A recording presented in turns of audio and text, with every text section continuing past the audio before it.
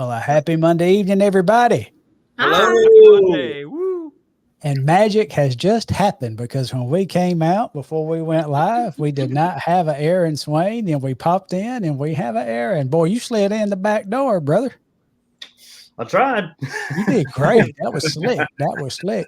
Hey, everybody out there watching, we are so thankful that y'all are with us tonight. Episode 23 of Southern Gospel Forward, our new format, as we announced earlier. I think maybe maybe it was last week. I think we announced we have officially added a fifth host to our panel, Mr. Aaron Swain of the Promised Land Quartet, and we are so thankful to have him with us. I love the fireworks, man. Gets me every time.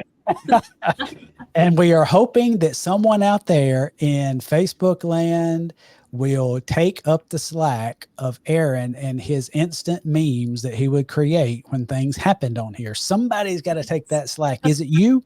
Just pray over it. You might be your ministry for Southern Gospel Forward. Y'all, whatever the Lord lays on your heart, We are so thankful that y'all are with us. We cannot believe 23 of these episodes gone down, and it's really getting surreal when we've got 24 and 25 planned, which will end season 1 and working on season 2. Y'all have been a blessing to us. If you're watching us live, if you don't mind, please share us. If you're on Facebook, click that share button. That will help us reach more people, get your friends involved. And if you would, on the SBM Studios Facebook page, click that like while you're there. That way you'll know when we go live again. A lot of y'all watch us on the YouTube channel. We appreciate that. And we would appreciate you if you would subscribe and click that notify button. Click on subscribe and notify, and you'll catch the next episodes. But thank you all so much for joining us. Let's get right to it. We've got some business to handle tonight. Excuse me, goodness, I was sucked in, and I don't know if it was a cricket or what, but something went down the wrong way. We've got some business to handle tonight. So let's go with that first, and this is a long-time sponsor. We are so thankful for the Heaven Bound Trio. They have sponsored us from very early on, and they sponsor us through so many different guests. They've been a blessing to Southern Gospel Forward. Would y'all do me a favor and be a blessing to them and go to www.heavenboundtrio.com. Look up their tour schedule. You'll love this fantastic trio, powerful sound. They make regular appearances at the NQC Showcased as a showcase artist. Just look them up. You can find their music if you go to www.heavenboundtrio.com. Thank you, Heaven Bound Trio. And then another regular sponsor that we have is Crimson River Ministries. And they've been in Southern Gospel promotion for 34 years of gospel concerts. They have got their 34th annual evening coming up with Greater Vision. That's Saturday, August 3rd at 2 p.m. at Taylor's Valley Baptist Church, 2497. Goodness gracious, what is that? West FM 93? Okay, I thought that was a radio station there for a minute. 2497 West FM 93, Temple, Texas, 76502. All seats, general admission, $25. You can find more information on crimsonriverministries.com. Aaron, you want to take this one, brother? Absolutely, yeah. So Promised Land Quartet, we are based out of the Shenandoah Valley of Virginia, and we do a concert series a couple times a year called Joy, Joy, Joy Concert because, the world's crazy. There's a whole lot of stuff going on. So we want to focus on the joy of the Lord and the joy of his music. And so we bring in special guests into the Valley a couple times a year. And this time around, we decided to do not one, but 2 guest artists. So on Friday night, July the 26th at Antioch Covenant Church in Woodstock, Virginia, we are going to be teaming up with Carolina the Band and Gold City. And so that's 3 concerts under one roof. And there is no ticket required for the admission. We're just going to be taking up a generous offering somewhere in the middle of the evening. But please come and join us. It's going to be a great evening of music. If you haven't heard Carolina the Band before, if you like that country gospel sound, they are excellent at it.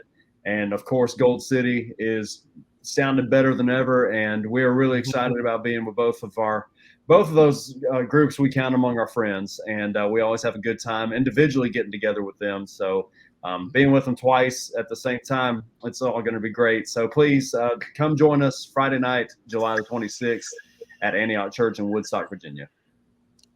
Thank you very much.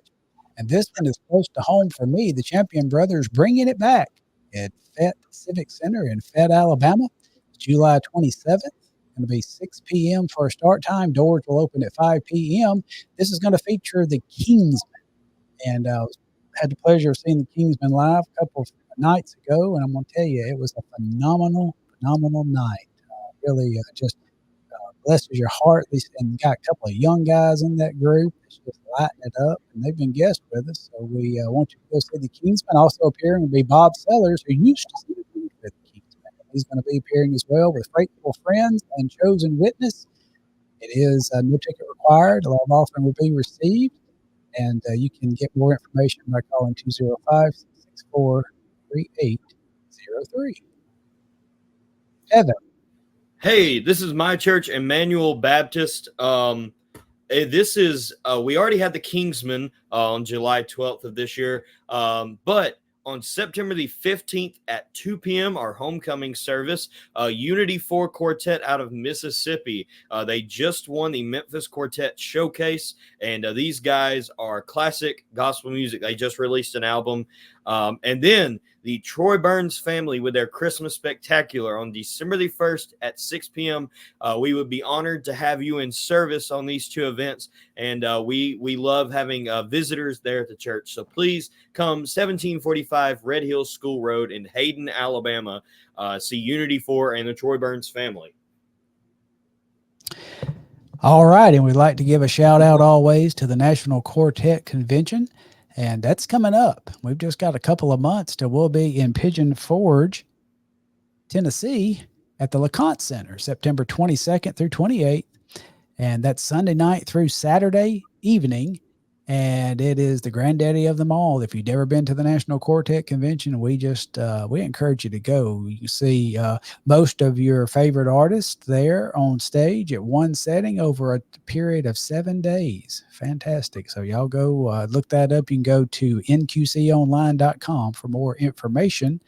And I think that has got us taken care of. We had some individual sponsors that we will put up before I forget it. And that is Daniel Garrett, Daniel Hayes, and Andrew Potts. We thank them. They always have been faithful to support us. We appreciate you guys for what you do. Last but not least, on the commercial side, and we're going to probably say this a couple of times through the night, but we have made some posts in our private group for the young artists, or for the Southern Gospel artists and the young fans, and on our regular SBM Studios page, that we are having t-shirts made for Southern Gospel Forward. Yeah. And they are cool looking t-shirts. Going to be comfort colors. Going to be black, and you can also get China blue, I believe is the boy, there's a joke there. I'm going to leave that alone. But you can get black and China blue on your colors.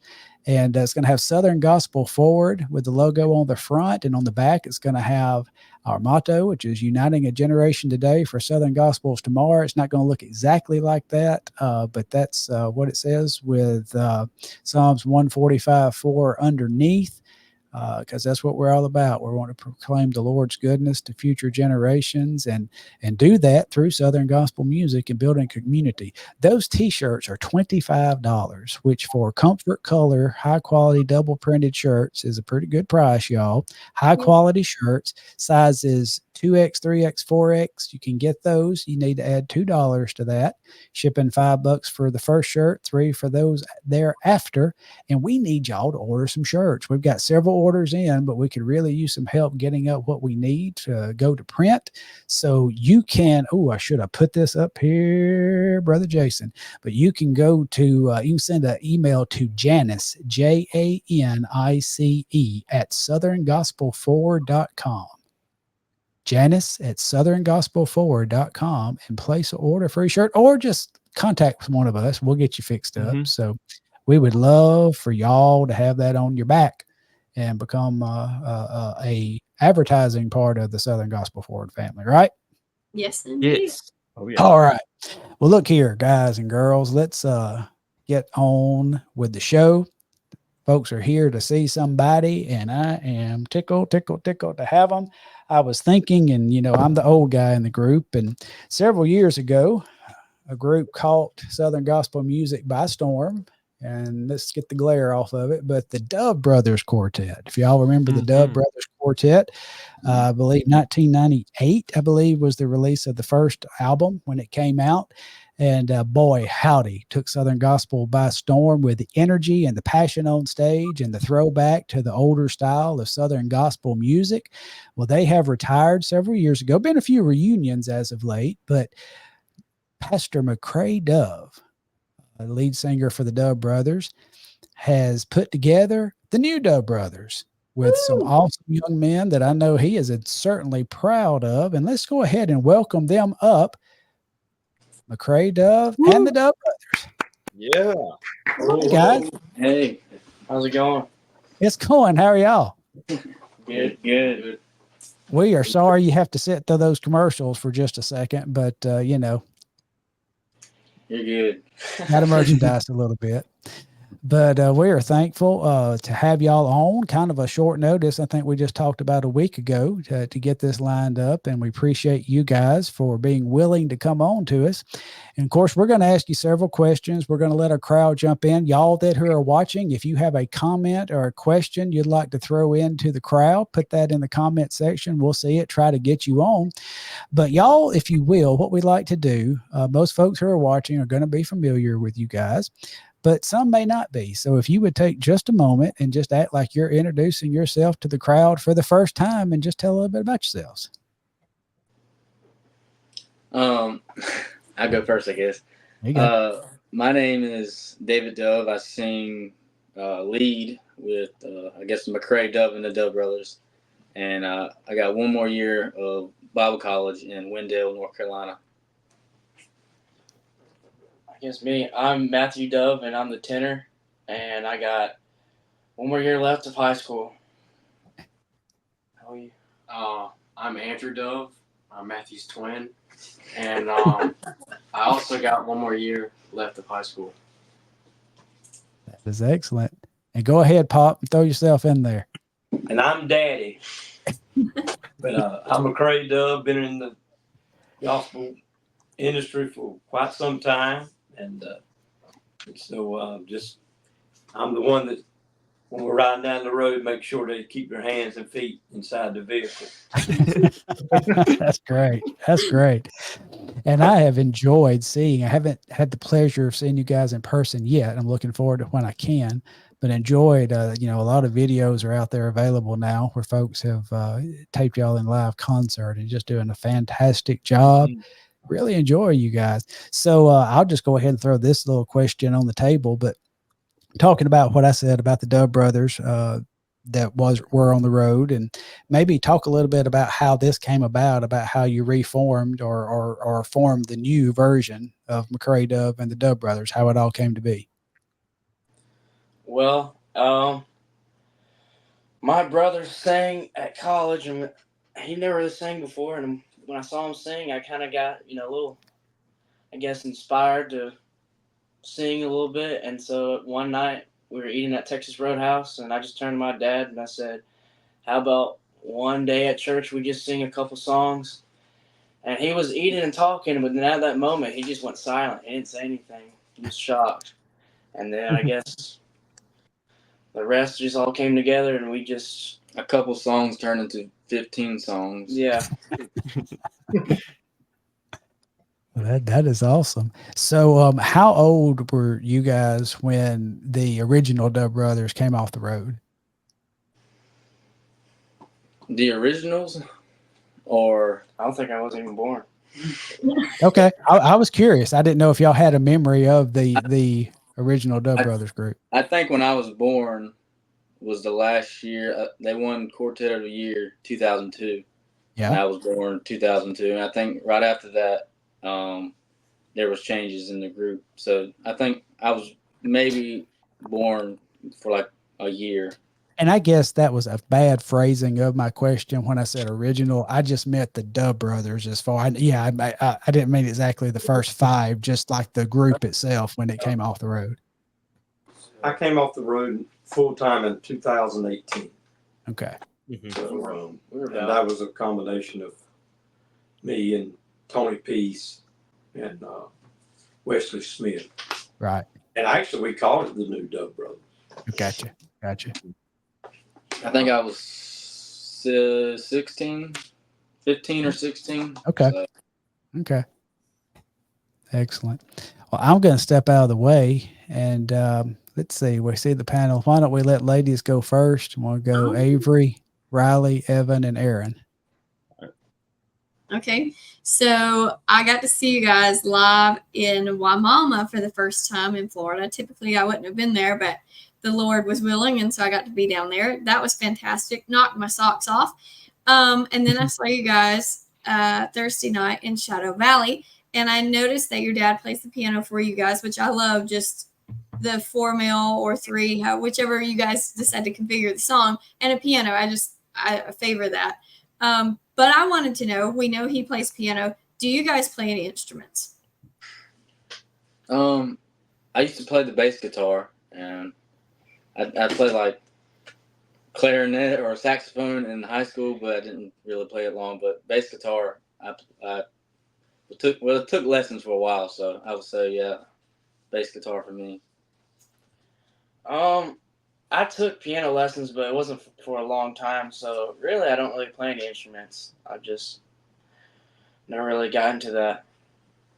Yeah, the same for me as Matthew. We did like a few lessons, like we did guitar lessons. We were little, and piano lessons, but we just never like went on with it. I guess we just stopped. So I really don't. I guess other than the clarinet, because me and Matthew did it in we were forced high to. school. Well, But other than that, no, not really. I can relate, bro, fellas. One of my biggest regrets in life is I took one piano lesson and I got the practice schedule. And with basketball, football, and baseball, I said, nope. So, and I regret that just because I would have loved to have been able to play, but I understand. Yeah. All right, old brother Riley. All righty. So obviously being with a good gospel music history, you have a lot of influences. What are some of your current gospel music influences, and what are some of those in the past that influence you the most? In the past, I would say not a quartet, but the Hensons is one of my favorites. Excellent. When you're talking about singers, my favorite singers when I was a kid has always been Elvis and Kenny Henson, and then I'm also a Donnie Sumner fan, so the Stamps, there's some of my favorite. But current, to be honest, I really don't listen to any current groups. If I was going to say who influenced us, I would probably say the Inspirations, especially spending time with them last week at Shadow Valley. They gave us Roland, especially talking to him, gave me a lot of pointers and advice. And Isaac gave Matthew a lot of advice. So I would say one-on-one personal level, the Inspirations have been a big influence. Awesome. I would say in the past would be the Goss Brothers. I like listening to them. And then Blackwood Brothers. A good friend, Alan Vaughn, gave us some records and stuff like that. So I've been listening to them and the Stamps and the Statesmen. And then, I would say current would be the Inspirations. For me, I enjoy listening to the Statesman in the Denver area when he was in it. And I like listening to Blackwood Brothers too, and the Goss Brothers. And for me, the current would be Inspirations. They're just on fire right now, and I just enjoy listening to them. Awesome. I think that brings up me, unless you wanted to answer it, McCray. Oh, I go way back. So my question is, of course, y'all are all three brothers. So a lot of that, I guess, being raised with each other, a lot of you have similar voice types. And the other night I saw a couple of you switching parts around, which was really awesome. What moment caused y'all, okay, I'm going to sing lead, I'm going to sing tenor, I'll sing baritone? What was that kind of moment? When we started singing, we were trying to find a group that was kind of like us, and the Goss Brothers, pretty much all three of them had the same range, and so they had to, and I've seen the interviews with Ronnie, they had to write their own songs and arrange their own songs because they couldn't sing other songs that quartets were doing. So kind of, I guess our first practice, we just kind of picked a person. I picked Ronnie Goss, he picked Larry Goss, and he picked James, and we kind of just stuck with it. And a lot of our songs, we all kind of changed in different parts, but I guess that's how that happened. Cool. I think you said it best. I can't say it being better. Okay. That's cool, man. So being raised around the music, obviously, with what your dad and your uncle did, it makes sense that you guys would like gospel music.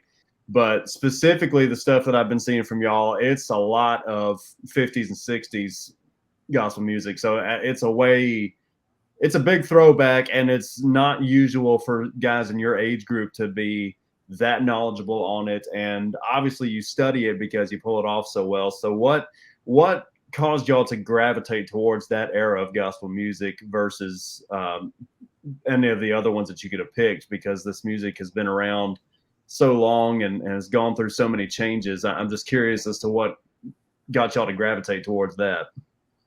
I mean, I guess it's probably the best era. That's the reason why I just so good. I just like how you just can't beat it. So I mean, Nicholas Wilke just shouted. I would say back then that you really didn't see tracks, and I feel like that's what really find the best gospel singers is when they're alone with a piano, bass, guitar, and you just see their vocals like go to work instead of like tracks being in the background. You know, you actually get a good representation of how they actually sing. That's why I like that era the best. Yeah, I agree. It's totally different from the other eras, and like you said, the tracks, if you're not careful, you can kind of drown out the vocals in it, and it really doesn't become about the song or the message. So I think it's totally different from eras after that. That is fantastic. And I'm just sitting here eating this up, hearing young fellas like this with answers like that. Because, I'm not old enough to remember the 50s and 60s, but it's my favorite era too as well. So excellent. Well, let's do this. We've had a round with our panel, and I think we've got several people. That are viewing us and have thrown in some comments, maybe some questions. So, Brother Jason, would you throw some up there? Let's see what we got. Hey, Miss Elaine, we thank you for watching us from Warner Robins, Georgia. Thank you so much. Andrew Potts, one of our sponsors. Good to see you, buddy. Jay Lee Vanderslice. Hey, y'all. Hey, Jay Lee. Good to see you tonight. Mark Loden. Yeah. We missed seeing him in the Saltillo. I was kind of sad. Yeah, Miss Tiffany Roby, she's tuning in, says hello to the panel. Rachel Baines checking in with the evening, y'all. Tina Rees says happy Monday from Owensboro, Kentucky. Nice. And Papa Bradford checking in, saying hello. Good to see you tonight. Yeah. Daniel Garrett, one of our individual sponsors. Thanks for checking in. Brianna Harrell, hey guys and gal, how you doing? Thank you for joining us. Royal Brothers are joining in. Thank you so much for watching. Matthew Mays checking in with a hey. What's up? Getting a lot of hays. Miss Johnny Parrish is one of our faithful watchers. Thank you for joining us. And Riley. I love it. Yeah, hello everyone in Riley. Single I'm so special.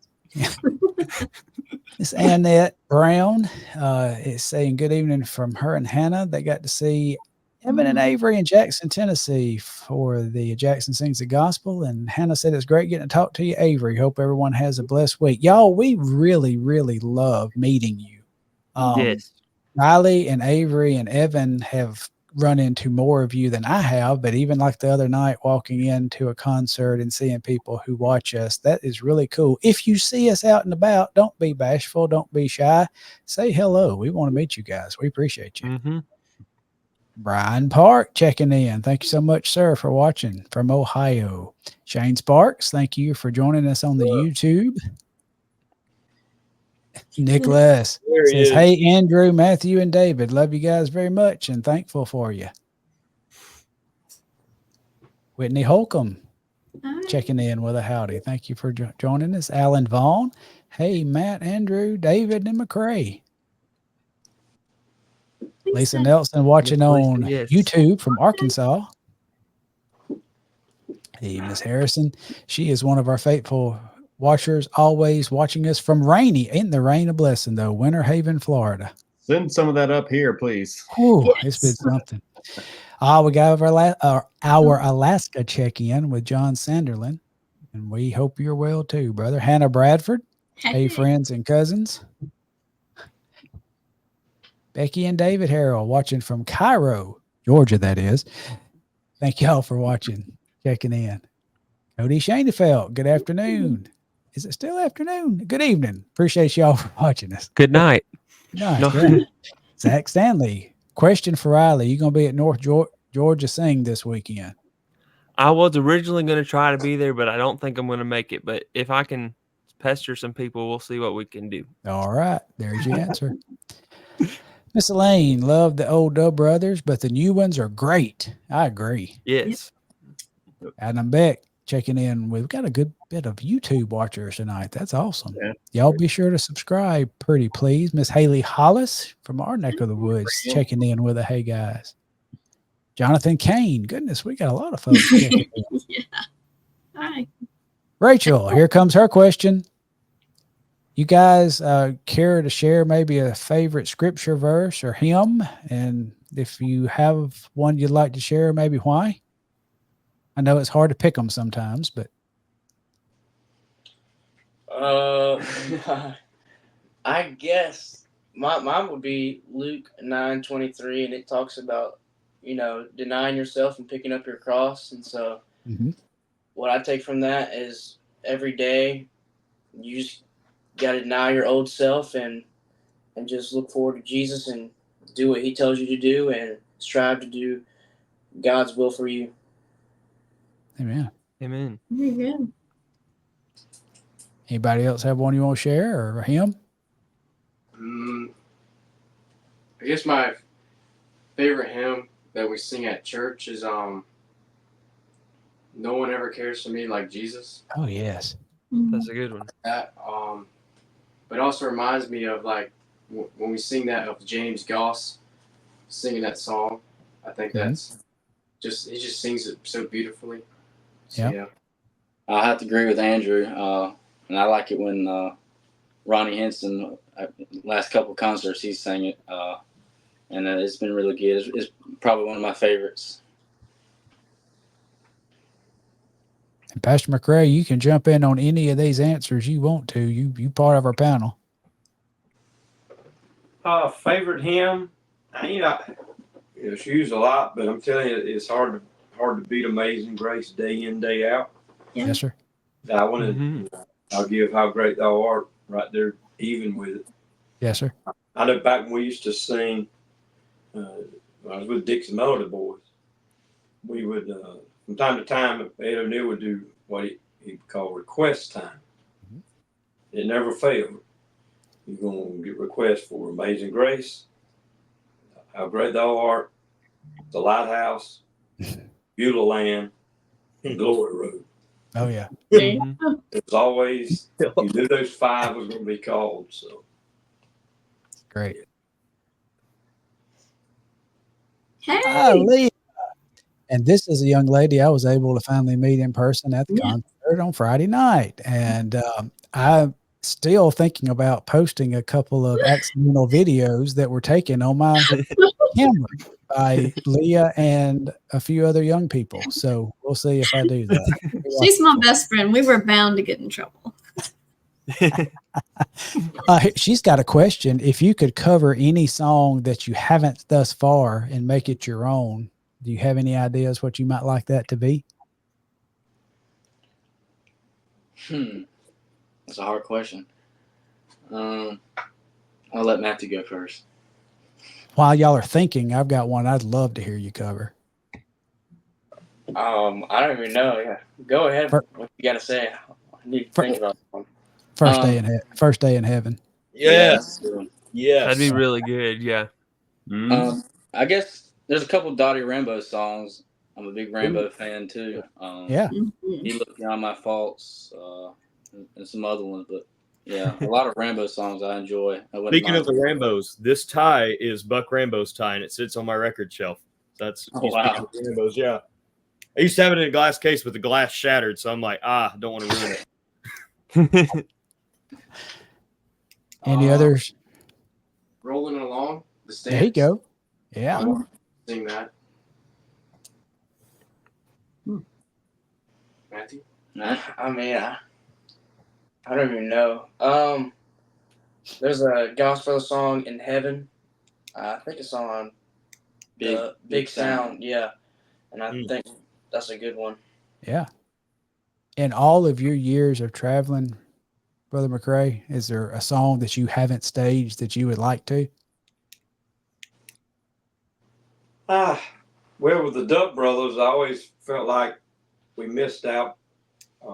Gaither kind of beat us to it on 2 numbers. Mm-hmm. So we didn't get, we backed off from recording it, and that was one was Oh My Lord, What a Time.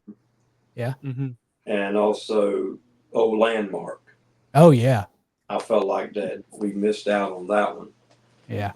We had, because our plan was after Didn't It Rain, after the success of Getaway and Jordan, and then Didn't It Rain pretty much followed behind that.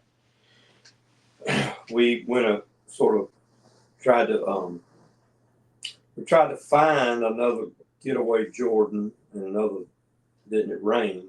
Right. We felt like those 2 would have been it, and before we could get into the studio, they recorded it. There's another one too that Palmetto State beat us to, but we were still riding off a Getaway. But we had it was going to be the very next one to record, which was One of These Mornings. Oh, yeah. But they did a good job on it, and so those 2 there, I regret that we didn't get a chance to see what kind of lick we could have put on it. Oh, yeah. Well, who knows? Down the road, they may come up to this version of the Dub Brothers. Mm-hmm. Never know. Have anything else, Brother Jason? Or we about hit everybody?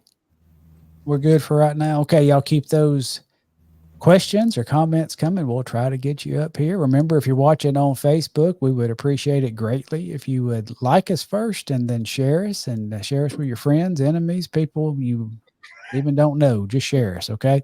And then if you're watching on YouTube, we appreciate those subscribes. Let's go back for another round, starting with Miss Avery. Okay, so Scott challenged us a couple weeks ago to come up with a new question we haven't ever asked on the show. So I've been racking my brain. I thought I had one for Elisha, but it was kind of an awkward, like it wouldn't have brought around a good conversation. So I came up with another one. And so as singers, you were taught to keep hydrated, so we drink a ton of water. What is your favorite brand of water, or do you have a preference? Because I know I have a preference. Interesting. What's it called? Dasani, whatever it is. I don't even know how to. I think that's how it's pronounced. I guess that. I don't know. Is it? They call it Deer. Is that what it's called? Deer Park. Yeah, that one's good. Spring water. It don't matter to me. I'll drink any type of water. Don't matter about My brother right there. I like it wet.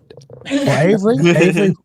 Oh, come on now, Avery. You dropped the teaser, so don't bury the lead. You said you had one. I guess some people would call me bougie, but I like Fiji water the best. Although my office only stocks Aquafina, so I'm just having to deal with it.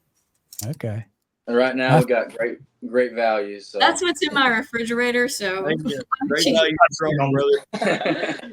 I got my favorite filter water. That's my favorite water because of the price. Ed O'Neill, he used to like to drink Perrier. Oh. He let me try it, and I said, "That's not for me." Isn't that sparkling? I don't know what it is. I think it is. It's bad. I know that. Straight from the tap. I don't know. You got to be careful with that, man. Water hose. They may be poisoning our water. My favorite water is actually unsweet tea. But anyway, moving along, Riley. I have a question from our group here. It says, McCray has been known for his songwriting. Is this something you guys want to pursue more in the future, like y'all personally? Yeah, I like to write maybe a song of a style of anywhere from the 60s to maybe even like a Ronnie Henson type style. He's my favorite writer. So maybe one day, just if I ever start on it. Mm-hmm. I mean, I guess, yeah, if I could think of something. I love it. Good answer. Yeah, I would love to, but I think be able to write a song, you gotta be inspired by God to give you those words to be able to write.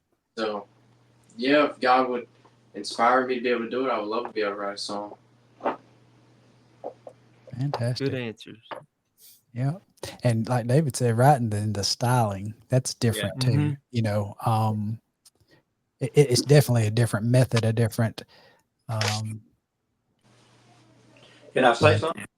Yes, absolutely. Please. The one reason why Dub Brothers, Dix Echoes, maybe a couple others, have to go back is because the majority of your writers today do not write that way, don't write those kind of chord progressions, doesn't write those kind of harmonies. That's what I was looking for. Yeah. So that is why we have to go back, or we write it ourselves. I wrote a lot of stuff that people thought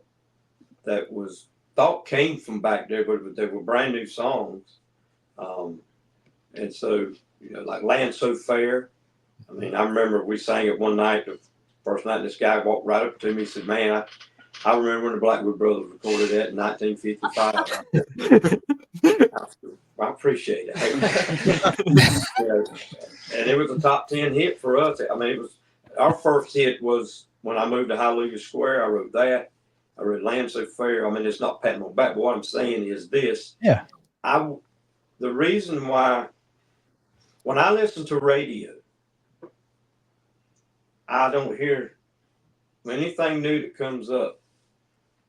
I don't hear that kind of writing. Right. Lyrically, musically, harmony, instrumentation wise. And so if writers, but when you sing these songs, I don't care where you're at, whether it's Jackson, Tennessee, or you're down there for the Gaither Fest or whatever, you come back and tell me which songs, day in and day out, affect the audience. Right. Mm-hmm. Yeah. And it'll be the older songs. Mm-hmm. Mm-hmm. And I don't think it'd take a rocket scientist to figure out when a record company gets an artist and that it sings that style and it's effective, and they're hearing all this talk and and the first thing they want to do is sign you and then change you and make you sound like all the rest of it that they've got now. Right. I don't think that's too smart. And one thing about the young inspirations, they're singing hits of a lot of what the inspirations recorded 30 years ago, 50 years ago. Right. Now it's brand new to the young people. And I'm looking out there, especially like on the mountain. I was watching it. I see young people all over the place that is absolutely just blown away and want to be a part of that style of music. Right. And so I really wish there would be some writers. We lost a great one when Diane Wilkerson, she could write. Yes. We lost someone that knew. I could call Diane. I say, Diane, I need one more song. You know what the Dub Brothers is about? And boom, she could send it right to me. Right. Because she grew up in that area and she loved that music. You gotta love it and you gotta be who you are, but we don't have enough writers. I feel like the radio would even out style wise. I'm not saying you do away with the others because we gotta have it.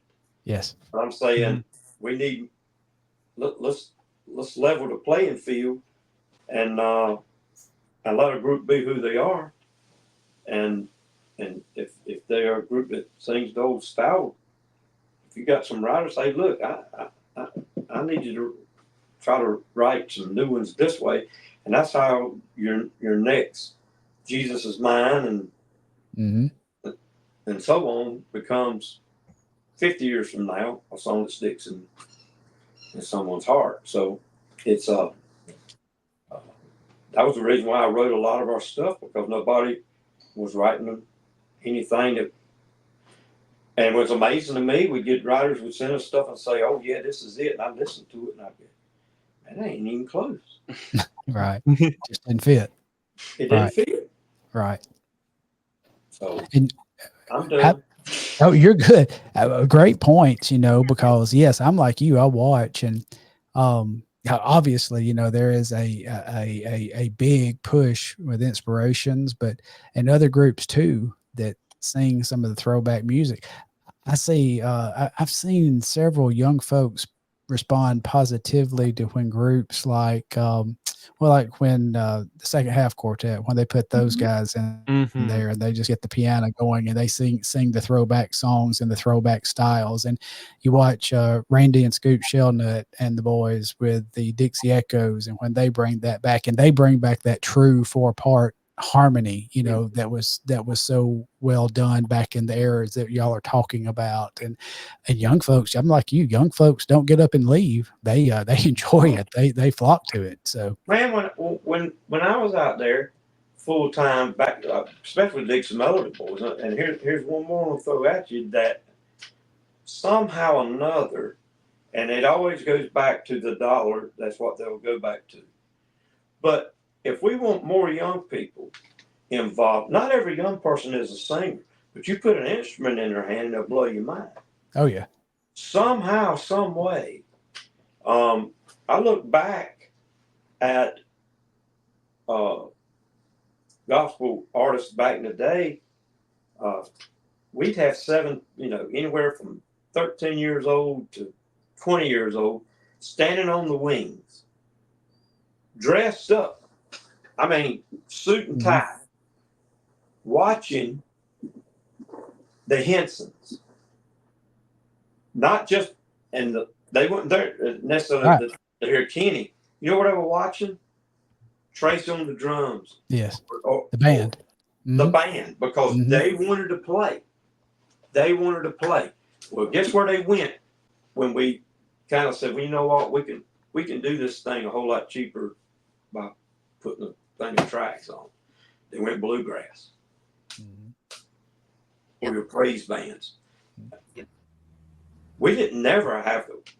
When I was Dixie Melody Boys, look for a piano player, we could always find one, be a young guy. And so what I'm saying is, they say, well, we can't afford it. Man, there's a lot of young people that want the experience. Oh yeah. They want the experience, they want to learn, and as they learn, they grow.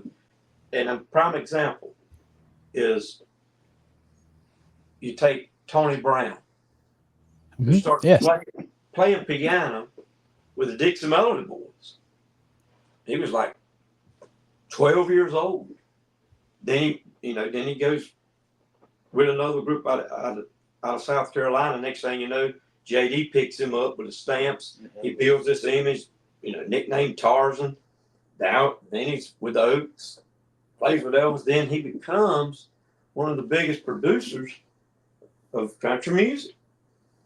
But he started young. Now, he had talent, but at 12, 13 years, he's learning how to do, get better, tighten it up as he grows.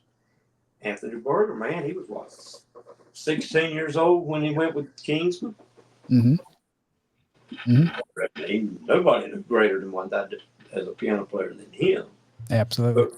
So when I look at the young people, That's why you take these young families, man, and like, they can pick instruments. Man, it's something to watch. Something to watch. And seeing and kind of moving on with that too. I'll say this, and we can let Evan jump in there with his question. But like watching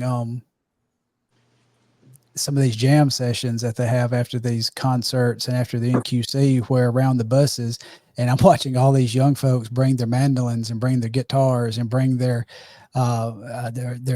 fiddles and all these instruments, banjos, and they just sit around and playing. There's definitely a hunger, and there's definitely a place for it. So they're at an age. They're at an age. It ain't about the money. Yeah, right. As you get older and you start a family, there's some decisions you got to move on and do something. Right. Yeah. But I went to Dixie Miller Boys. I was 17 years old. I'd have paid Ed to let me sing.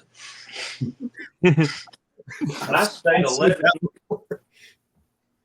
I stayed 11 years. And I learned how to create the Dub Brothers. Mm-hmm. What I learned. Right. I went on, Ed got another young person.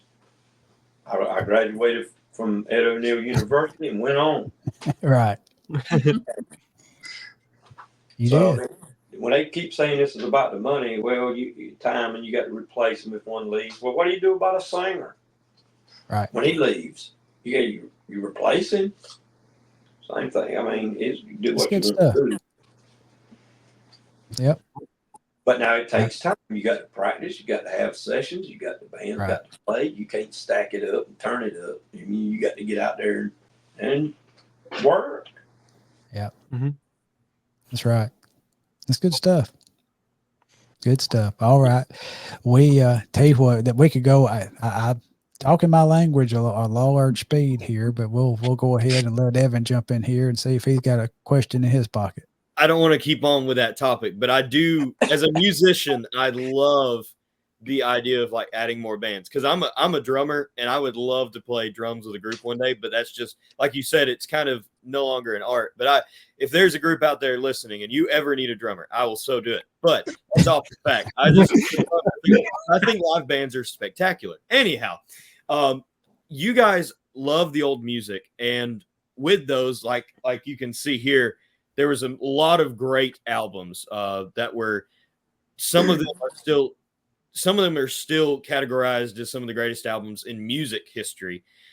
So would you say y'all's favorite albums? It can be rather vinyl format, CD format, tape format. But what is your favorite gospel music album of all time? I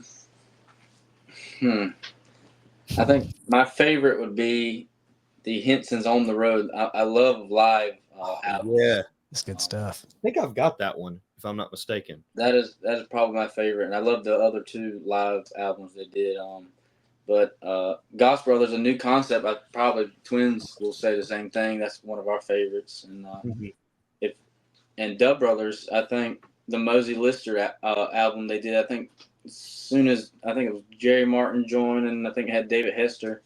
Yeah. That was a good one. It was different. Yeah, new concept from the Goss Brothers, and I think the Big Sound was also a good one from the Goss Brothers. And then from the Blackbird Brothers, would be In Concert. I just like just how it sounds live and raw, and especially the beginning song is I'm Thankful from Bill Shaw. I just love how he does that song. Same for me. I love New Concept, but I think one of my other favorite albums would be the one Hobie Lister with his famous Statesman. Rosie Roselle's in it. It's them when they're behind the piano, when he's at the piano. I just love listening to that song. It just feels like every single song is like a hit to me when I'm listening to it. I just enjoy it. I love listening to it when I clean my room or just doing something around the house. I just like listening to it. Awesome. That's great. Great. Aaron, you're up. I am up, yeah. And I'll piggyback off of Riley's question, because I was going to ask about the songwriting, because I knew McCray had written some and figured y'all might have tried to dabble in it. But piggybacking off of his question, are there some McCray songs that he's written that y'all are working on staging or recording, whether that's something that's already been out there already, or if there's songs that he's written that nobody's ever picked up, and y'all are getting ready to bring them to the public. Is there any of that in the pipeline? I think we started on, what was it, the Jericho one?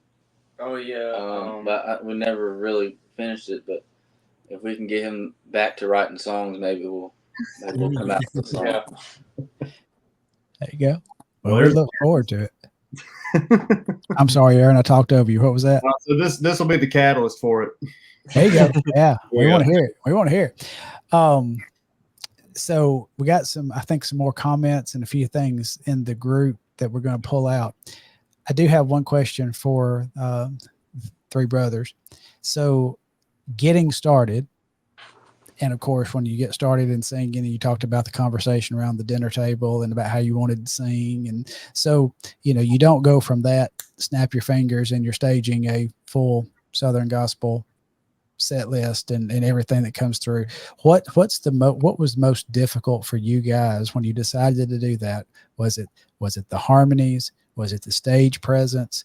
What because you do show the energy and the passion in your stage presence and kind of a throwback era style around the mic and everything. What was most difficult from taking that conversation around the table? Hey, I think we'd like to do that, to actually getting it done. Probably both the staging and the harmonies. Gospel Brothers was probably one of the most difficult songs that you can try to put together. And as soon as we did that, we just sang at church, we got 20,000 views, and then Bill Bailey called, and we had like a month to prepare for the Winter Gospel. So it was hard to. No pressure, right? Yeah, we had to get more songs, and then we had to learn how to. We never sang around one mic, and so we had to call the sound people down there, and they found like a mic that it didn't work the best, but we had to learn how to, off of like a vacuum, just sing around a vacuum, how you sing around one mic, because we didn't have one until we got to Bill Bailey's Winterfest. So, but the stage presence and the harmonies are the hardest, especially. We never sang before that. None of us has sang to each other or to our parents, so we had to learn a lot in just like a month's time. So I didn't know that we had seen one of y'all's first big performances. That's awesome. I didn't realize we were witnessing history at the time, because you guys you could have told me y'all had been performing together for a year or so before that, and I'd have believed you because you looked that polished. Yeah, we had, I think, one, maybe two full concerts before that. Wow. So that was like y'all's first major concert? Yeah. Wow. I think our first concert, we had to do like encores on every song because we only had like 8. But now we've gotten 15, 20 songs now. So that is so awesome. I didn't realize that was like y'all's first major performance when I first saw y'all. Wow. Yeah. You seem so polished. That was fantastic. And I was just curious because for several years, I guess you would call it coached or mentored some kids. A lot of folks aren't familiar with these old programs, but the FFA program in many states used to have quartet competitions, and I coached and mentored kids in that. And so you get judged in these competitions, yes, on harmony. And so you had to teach the harmony, but I don't know that the teaching the stage presence and the proper uses of the mics and such as that. I think sometimes, especially you guys around the one, and what you have to do depending on where you're at vocally, how you want the blend to be, where the power's coming from, and the movement back and forth. That's something that you have to get down to where you're not thinking about it. I know, so I figured that was also difficult to bring that style. So that's why I asked. All right, let's go back. Can we go back to the panel and see what we got in the comment section? All right, Jay Lee, since y'all are still in high school, what is it like dealing with schoolwork and singing? And I think she's asking that question for a reason, because she experiences it too.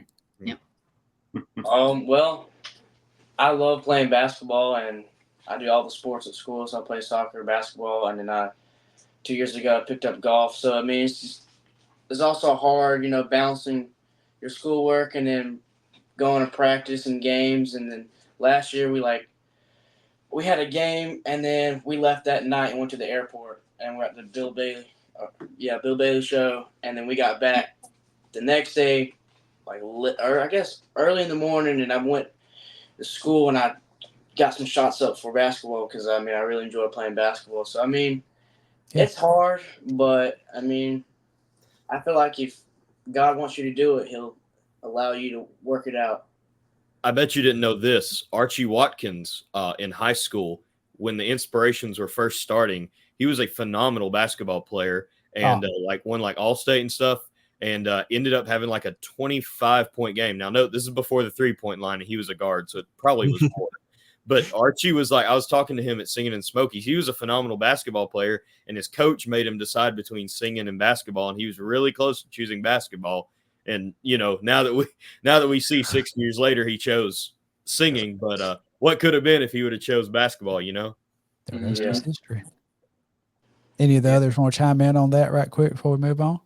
I would say when we had to practice, there would be sometimes we finish a game for basketball, we get home around 10, could be 11 sometimes because how late our games go, and we'll be practicing probably all the way to 12:30.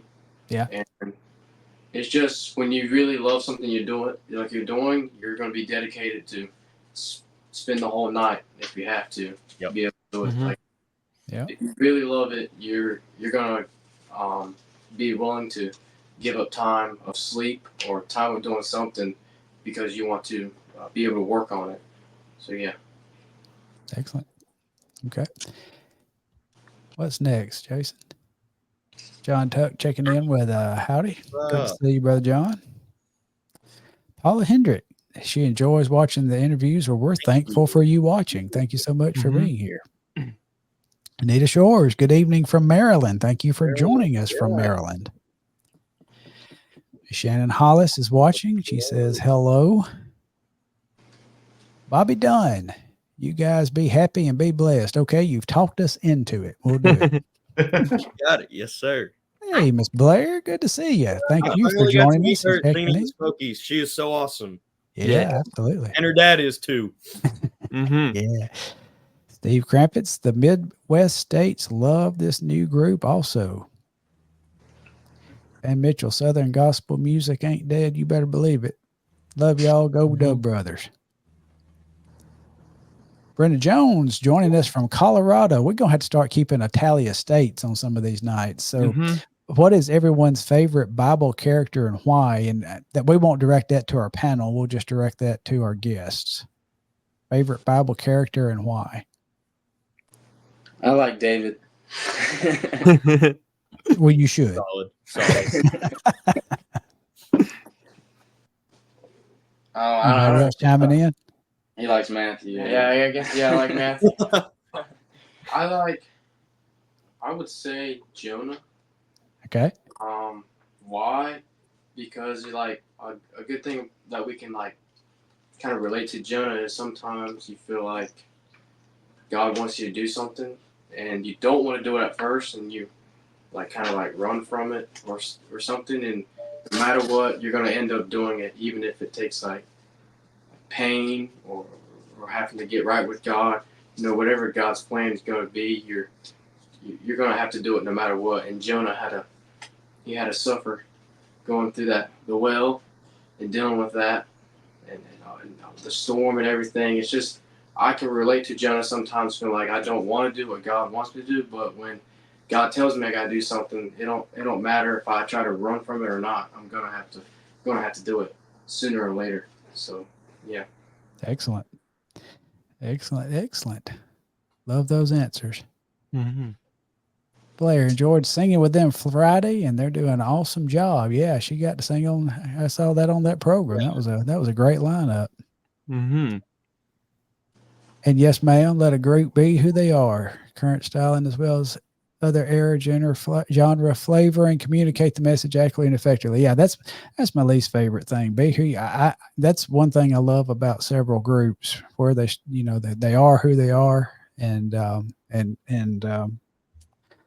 guess you'd say don't bow down or bend to be modern or to be current or to be old or to be, just be who you are, where God leads you to be. I like it. Mm-hmm. Brother Dove representing alma mater, Southeastern Free Will Baptist College. All right. Represent. Jonathan Rigdon says, hello, everybody. Hey, Got to meet him at Singing in the Smokies. Yes. Very nice. All right. I was waiting on this one. I saw this, and I don't know if this is going to be acceptable or not, because the no is an absolute appropriate answer if y'all want to say no. But we've got some requests. Is there any way y'all could do a little something live and singing? We do have a CD out if you want to buy the CD. Hey, look at that. There it I'm is. just kidding. It's up to them, though. We tried to sing on the bus with the inspirations. Luke brought out his guitar, and at first it was a train wreck. But, Yeah. won't you do like a little bit of rope going along? Going on. Yeah, it starts out in the unison part. I knew. I don't know about that one. That was a hard one. All the gospel songs gonna be hard, and that's all we do.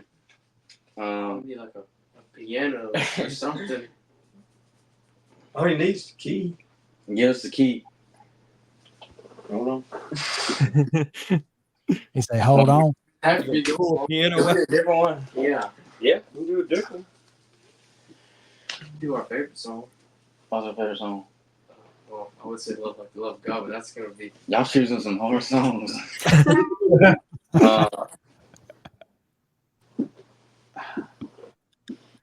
We do. I'll be so happy there. We're doing the right key. Can you find the key somehow? We have a recording. Do you on your piano where you get the note? Not too much note. Hold up for a second. Y'all take your time. We're just here in your living room with you. We're just watching. We could do their product pitch while they're working on that. Yeah, why don't we do that? So the best way for folks to find you guys, that's your Facebook page? Mm-hmm. McCray Dove and the Dove brothers. And there y'all keep up and try to post, I guess, schedules and such as that. And they could find information on that page as far as getting the new product, right? Our schedule should be up there. And shirts and CDs, if you're interested, just message us through Messenger, and we'll give the price and stuff like that, and Okay, how you can get one. Perfect. And there we got a picture up of McCray Dove and the Dove live in Greenville. So y'all can go to the Facebook page and contact them on Messenger. I tagged it in our comments section. So if y'all can go and click on that. Starts in G. Excellent. Yeah. We put them on the spot, y'all. Your sound was going. Little piano. You never know what'll happen on Southern Gospel Forward. Absolutely. Expecting this. We need Luke Vault to have his guitar here. Pops out of nowhere. See, I don't know any like music notes, so it's all by ear. There you go. That's me too. Mm-hmm. Ready? 2. When I reach to the other side, when I get there by and by, when I see my master's face, I'll thank him for his care. No more burdens there to bear, no more sorrows will I share. And when I reach the other side, I'll be so happy there.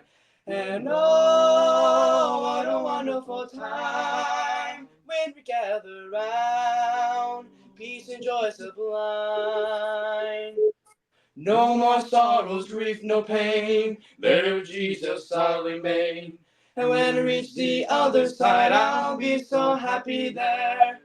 Now I know that he will be my guide, lead me safe to the other side, and carry me across the raging tide when this life is o'er. No more sorrows, grief, no pain, there with Jesus I'll remain. And when I reach the other side, I'll be so happy there. And oh, what a wonderful time when we gather round, peace and joy sublime. No more Swain. There's Jesus I'll remain. And when I reach the other side, I'll be so happy there. I'll be so happy there. Hey, all right. Good Yes. job. Yeah, That was awesome. that's harmony was right great. there. Everyone else can retire. That's harmony. That right there is harmony. That was fantastic. That little run you did at the end, David. Yeah, that was nice, man. Mm-hmm. Yeah, that took a while to learn. Very like with no accompaniment, like very well and controlled. That was very awesome. Thank you. Evan, how would you describe those harmonies? I'm not saying it. A couple weeks ago, we had the Morrison sisters on, and I said those harmonies were tighter than a Boy Scout knot. And everyone just has taken that and ran with it. So I'm careful with what I say now. And whoever jumped on the Evan moment that was about to happen before Avery jinxed it was going to be the new meme master for the group because That's right. That's right. You know what's interesting about that song there, the ending there? The only time we ever heard the Goss Brothers do that ending is on the record. Every other like radio show they did or television show, they did not do that ending. It's a different ending. Wow. Okay. Huh. That's So interesting.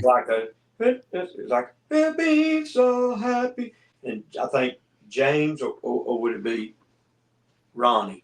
We go with I think it was Ronnie. Yeah, we do be so happy, and then it would there, and that's what they would do. They wouldn't that move. They wouldn't do that move. I don't know why, but Nice. That is interesting. Oh. Well, guys, I thank you for appeasing our peanut gallery that wanted to hear you and putting you on the spot. Sorry about that.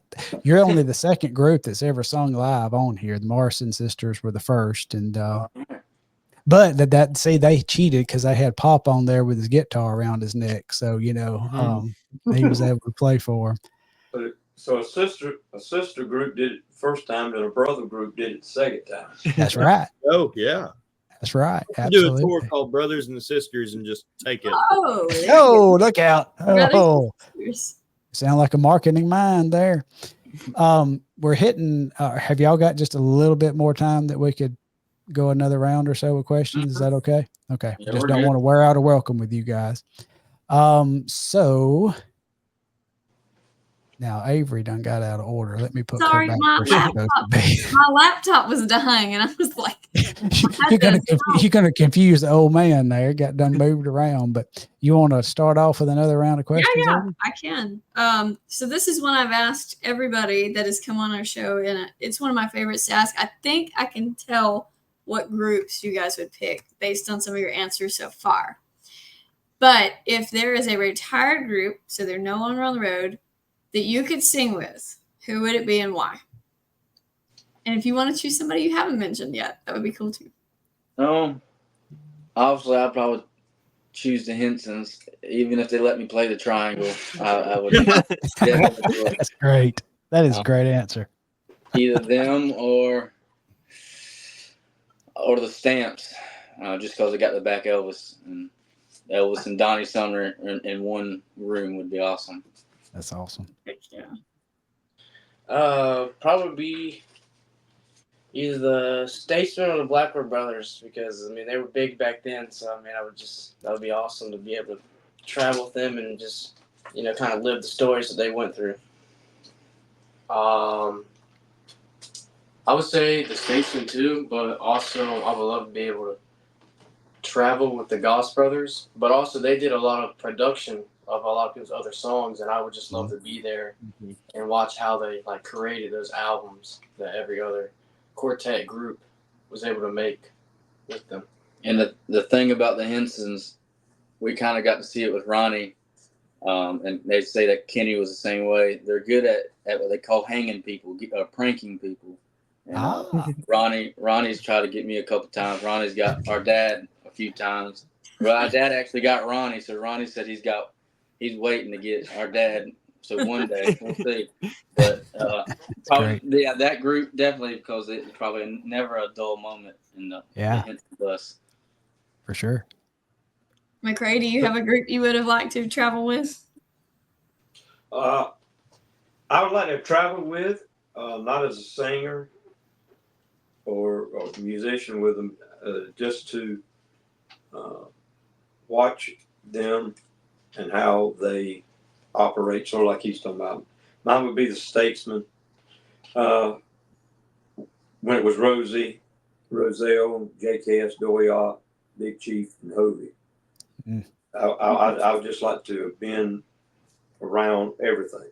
Yes. See, people realize the Statesman practiced all the time. Mm-hmm. Well, I was talking with Kenny Gates, who was a piano player for the Blue Ridge Quartet. Mm-hmm. And he said what separated the Statesman from all the other quartets, he said when the program was over, he said we're all rushing back to go to the hotel room because back then, at that time, they were traveling in cars and pull trucks. He said, but Hovey would pay the stage guy of the auditorium, give him $100, a couple of, to let them rehearse for a couple of hours because they heard a little something vocally that night on stage that they didn't like. So instead of tearing down, rushing to the hotel room, they practiced. And I remember when Dub Brothers, we did a video at the Grand Ole Gospel. We were very fortunate and blessed that Hovey sort of endorsed us. On my wall, I've got where he came out and sang "Get Away Jordan" with us and so on, and we did on the Gaither videos with him as well. But the one thing he said to me, he said, "You want to be as good as the Statesman?" I said, "Yes, sir." He said, "I'm going to tell you how to do it." I said, "All right." He said, "Practice, practice, practice, practice, practice, practice." And he just kept saying it, practice, practice, practice. And so I'd have loved to have been just to see how their minds, operated, how they come up with these things. I'll never forget, and I'll say this, sitting on the bus, me and Ed O'Neill, George Johnson, Glenn Payne. I'll never forget what George Johnson told us. Wow. He looked at Ed O'Neill and he said, "Ed," he said, "I don't care what you come up with to do on that stage." He said, "I promise you, Hovey and the Chief has already done it." Now you go back and think about how many songs the Cathedrals recorded that the Statesman did. Oh yeah. And didn't change the arrangement. Right. And I asked George why they did pretty much the exact same arrangement. He said, "It's not broke, don't fix it." Yeah. Right. So that's the group I would, because I always say this, that when someone mentions the Statesman or they play something by them on Facebook, like, some different pages and stuff, I always say measuring stick. They were the measuring stick. They're the ones that brought showbiz to the stage and the moves and all this kind of stuff. They did it. That's right. Awesome. I'd love to have been on there just to see how they came up with it. Right. My. Well, it is my turn, I guess. I am the forward resident Chick-fil-A worker, so I'm going to ask a question I've never asked before. What is y'all's Chick-fil-A order? Was it the number one meal? Was the chicken sandwich? Isn't that what it is? And I've started getting their mac and cheese too, because I'm a big mac and cheese fan. It's good stuff. Number one with fries and Dr. Pepper. Very nice. Yeah, but I like the number one, but my girlfriend introduced me to the deluxe chicken sandwich, and right now I'm hooked up on that with fries and a large sweet tea. So yeah. All right. And to segue into that, this is my most famous question. What is your favorite road trip snack? Whenever you all are on the road, seems like you travel a lot. So what is your favorite snack to go to? I know Matthew's. It's those pretzel. Yeah, it's the peanut butter pretzel things. Yes. I don't know the name. I couldn't tell you, but yeah, I know what you're talking. Like they're pretzels filled with peanut butter. Yeah, that's the one. Yeah. Yeah. I had like a whole jar on the way to Shadow Valley.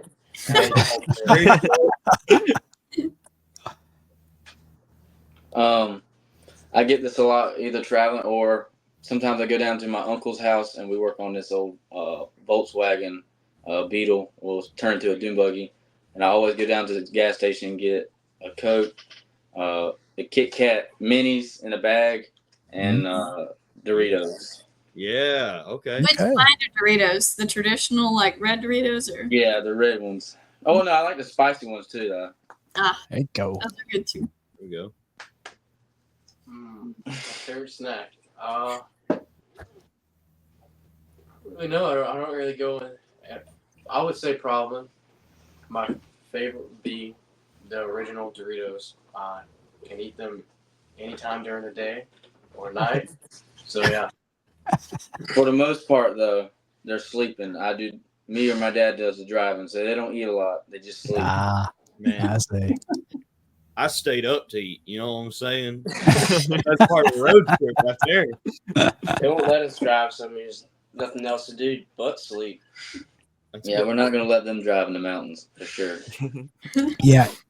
Evan, I saw your dad post a picture, I think when y'all were on the way back. I guess it was Shadow Valley. He was talking about stopping at Buc-ee's. I guess it was probably Athens or something. But it's like, man, I hope y'all are not going to like tear into the beaver nuggets or anything like that, because it was after midnight. That was late. It's too late to eat.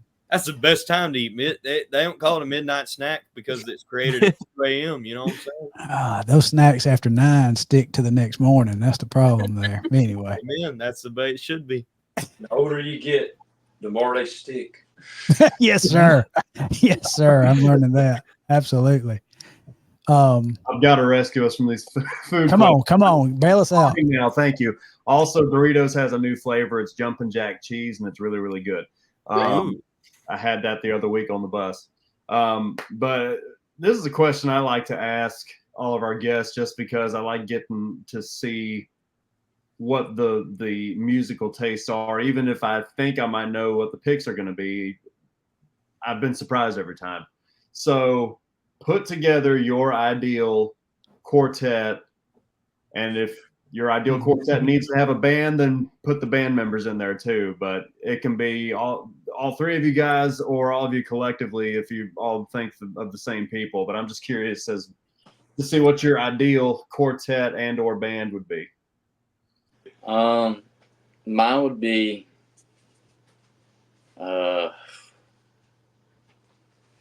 I guess singing tenor would be Bill Bays, Donnie Sumner.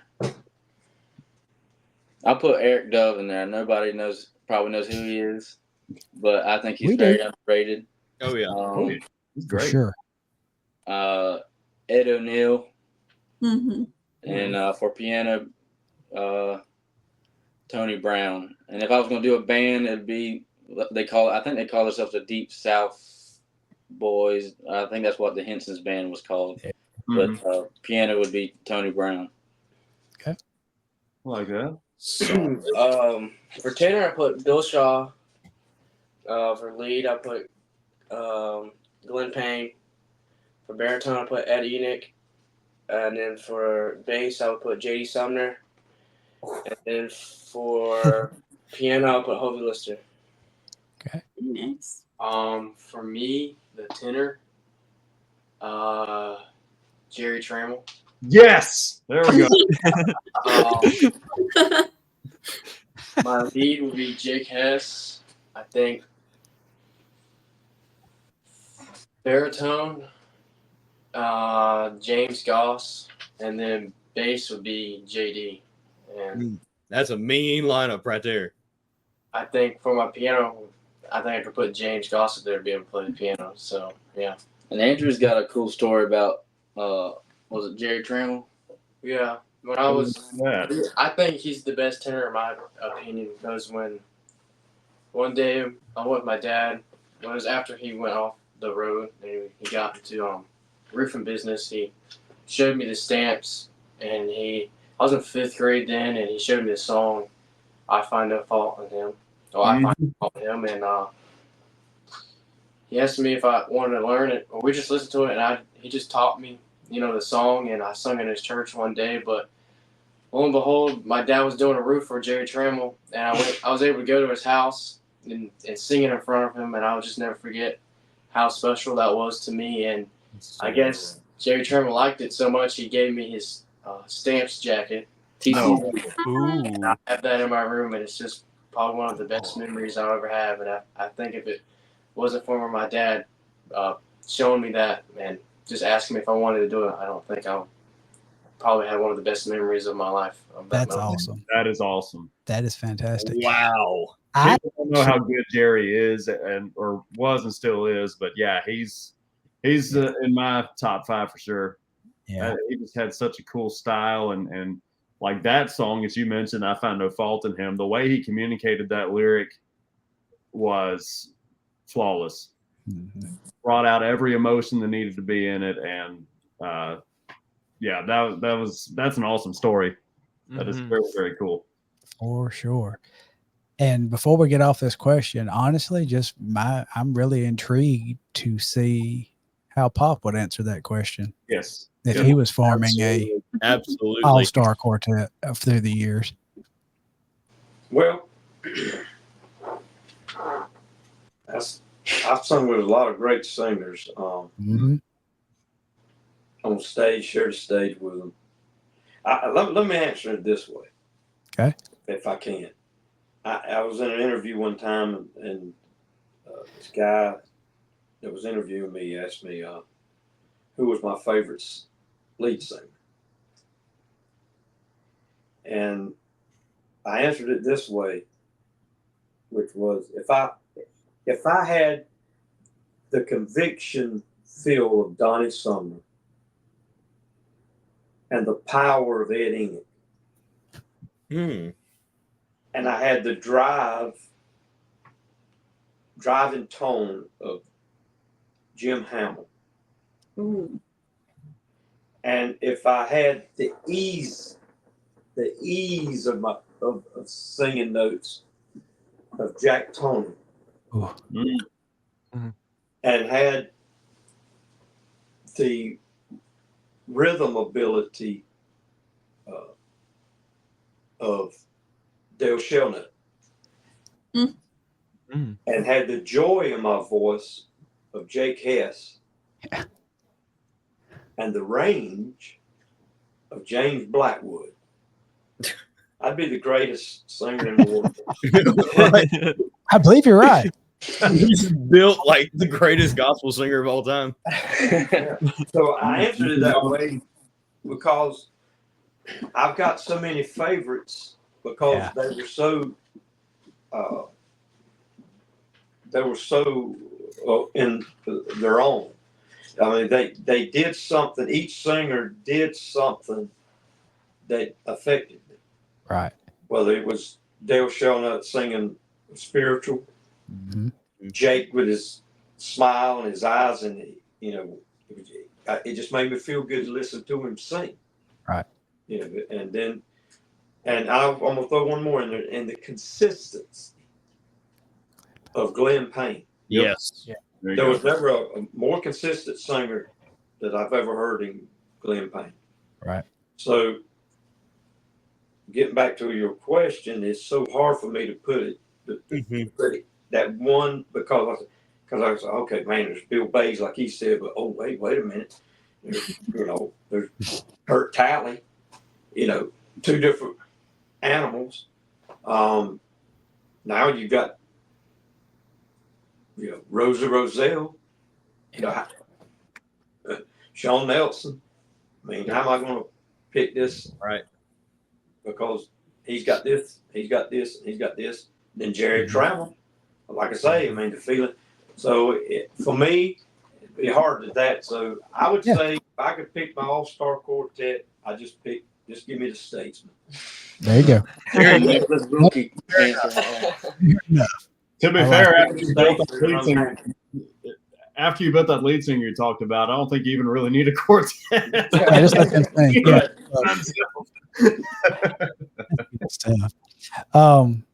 All right, we're fixing to turn the table real quick. We're kind of getting close to a mark where we come in for a landing, and we have a small riot that has broken out In the comments. Yes. And look, the fellers sang just a few minutes ago, and it's a little different now singing a cappella or singing without, the way they're used to singing with the piano. Fellas, y'all can't see the comments, I don't think, but like there's 4,212 requests for "Oh Brother Noah." It's just everybody's "Oh Brother Noah, sing it," and that's a little different. That's a little different. Needs to be staged. A little different, right? I'm right with that. You can find it on Spotify. Let's just do the chorus. Pull it down. My phone fell on the ground. Pop gonna make it happen. All right, let's go. Yeah, gotta do the radio single. The same key. Mm-hmm. Are we doing the verse? No, Or just the ending? Let's do the chorus and the ending. All right, here you go. So you got. We're gonna end it, or Dave gonna go back. Oh, brother, you got it. Oh, brother. Oh, brother Noah, built him an ark before the rain started coming down. Oh, brother Noah built him an ark so that his wife and children would not drown. Oh, brother Noah, obey the Lord's command. Oh, brother Noah leaves to stand on dry land. Oh, brother Noah, a man of God, built him an ark. Oh, yes. Oh, brother Noah built him an ark before the rain started coming down. Oh, brother Noah built him an ark so that his wife and children would not drown. Oh, brother Noah, obey Lord's command. Oh, brother Noah leaves to stand on dry land. Oh, brother Noah, a man of God, built him an ark. Oh, yes. Oh, brother Noah, a man of God, built him an ark. Oh, yes.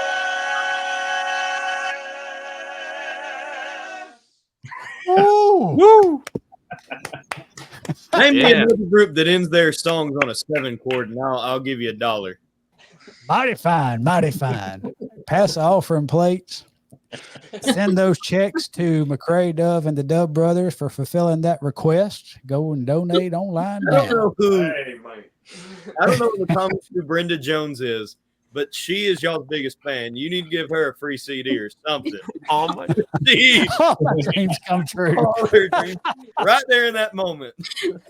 All right. So here's the place. Let's do this, and we'll kind of bring this to an end. But if y'all can do this, I think the crowd kind of likes it, and a lot of our guests kind of like it. We put y'all on the spot with a lot of questions, so we kind of turn the tables at the end. And y'all, why don't y'all come up for a question to ask our panel? You can pick just the young folks. You can throw me in it if you want to, one for all of us, but maybe throw us a question you want us to answer. Y'all don't know us well, so learn something about us. My question would be, how did this whole podcast come to a beginning? Like, how did you come up with the idea and find all these young people to, I guess, come along and do the podcast with you? That is an awesome question. I'll tell you what I'll do, panel. I'm going to start it, give kind of the 30,000 foot view, and then y'all can chime in when I shut up and say whatever else you want to say. So actually, here's the deal. Back in 2020, 21, and little bit of 2021, I had a podcast, SBM Studios podcast. Really started reaching out, really started growing. Life kind of hit me with some stuff. Had Garrett very, very involved in a lot of stuff. Oh, no. For the answer. Did I just go out? Yep, you're back. Where did I go out? That Garrett had started stuff. Yeah, Garrett had started a lot of his stuff in his senior year. I was involved with that. That same year, my dad passed away. Like I said, life kind of hit, and just to be honest, kind of got knocked off the path a little bit. In fact, I've got 3 episodes that I never got to mix, And I do not know if he will remember it or not, but McCray is one of them. I actually had interviewed McCray, and that happened right in the middle when everything kind of came to a crash. And I apologize to you publicly for that, for not getting that out. One of these days, I'm going to bring it back out and resurface it. What year was it 2021. when we did? We did it. You and Ed O'Neill was fixing to do a little reunion thing and get together. Bob Sellers connected us, and we did a interview. And anyway, that kind of got the tracks went off the cart. Okay, so things rocked on. I'm going to tell you, and I haven't said this, and I don't even know if she watches, but Steve Ladd's wife, Megan, was huge on every time she saw me. It's like, when are you going to start back? When are you going to start back? So that kept going. I love young folks. I'm an old youth pastor. I love young people in gospel music. I see it growing. I see the need to unite the community. So I had this thing in my head. Talked with Avery and Evan at Sand Mountain Song Fest. Finally, I told them I want to talk to you about something, but planted that seed. I've known their dad all my life, basically, growing up. So knew the family. They were on board. I had noticed Riley at concerts and in QC and seeing him some stuff online, and he was a big, passionate fan, literally big, and then passionate fan. You can't miss Riley at 6'5", but anyway. So I messaged him. We talked. He got on board. So we started this up. Didn't really know where it was going. We knew we wanted to do a Facebook group to kind of unite people. We still had that private group for folks to join for that, but we started doing this, and God is blessed. I think there was a need for unity of our young people. And not only, I love to see in Southern gospel music, by and large, has a lot of family to it, an aspect, a lot of encouragement, a lot of, I know, I'm sure behind the scenes there's some competition and this, that, and the other, but for the large part, it's a big family with a lot of love that's shown. And the young artists seem to really connect really well and be cheerleaders for one another. When we have this huge base of young fans, and bringing those two aspects together has been huge. I mean, we've seen this grow, and we're just tickled about it. So that's how it started. And then just recently, through the friendship of the program, Aaron has been one of our biggest supporters from day one. He was a guest on the show, and we asked him to come on with us, and he's been a blessing as well and going to take us any further. Now, do y'all want to add in some stuff real quick that I may have glossed over or left out? Well, we got to doing our podcasts, and there was this guy in the comments that just kept making memes and jokes and making all of us laugh, and he'd ask questions. His name was Aaron Swain, and so a couple weeks ago, we decided to pull him in for Elisha Moore's episode, and he went over so well that we decided to pull him in full time. Yeah. We adopted him. So here I am. Anybody else have anything to say about why we do, what we're doing, anything? Well, I know for me and Evan, we would see Riley occasionally when we would come over into Georgia, or Riley would come into Alabama. But otherwise, I mean, there weren't any young people where we're at going to concerts, so we were kind of isolated. But it's been really great building this community. Like, we went to singing in the Smokies, and we met probably 30 or so young people that we had known online. And so it was fantastic to have that big group of young people. I'm super excited for NQC. This past year, we were pretty new, so the group wasn't super big that we knew each other, but I think this year is going to be huge. It's going to be like a big family reunion, and that's exactly what we wanted from the beginning. Absolutely. I was recently talking to an artist, and he was very open about how much this community itself has connected him with other young people at concerts, and how much other young people in the genre how significant they are to Southern gospel right now. I mean, because you've got the top groups right now, if you look, have a young person within their group, or all are young people with groups like the Inspirations. But he says it's really cool that there's a community for them, necessarily as artists, to kind of see their fan base in a small place. And he said fan base is a very loose word, but kind of the friendships of all these people he has all in one place. he said it's really cool that there's a place for that, and adding on guys like you guys is going to be really cool, because what you guys are doing, I said it the other night, I said give them a few months and these guys are going to be huge in the genre. Oh yeah. Riley, anything you want to add? I think everybody stated it very well. I think singing in the Smokies was a big moment for me, like seeing how many people, even outside the youth, that really enjoyed our programming, and of course the youth as well, getting to talk to people and spend time with them and sing with people, and just like get to hang out with people who love gospel music like us. And so that made a big impact and really just kind of showed me like a little bit of the fruits of what we're doing, and that was encouraging to me personally. Perfect. I like how Riley put it. Seeing the fruits of what we're doing is the biggest part of it. Getting to go to a concert like we were in Jackson and see someone just walk up to you, that is the coolest thing, that you can connect on that level now, even if I am the most awkward human being on earth. He really is.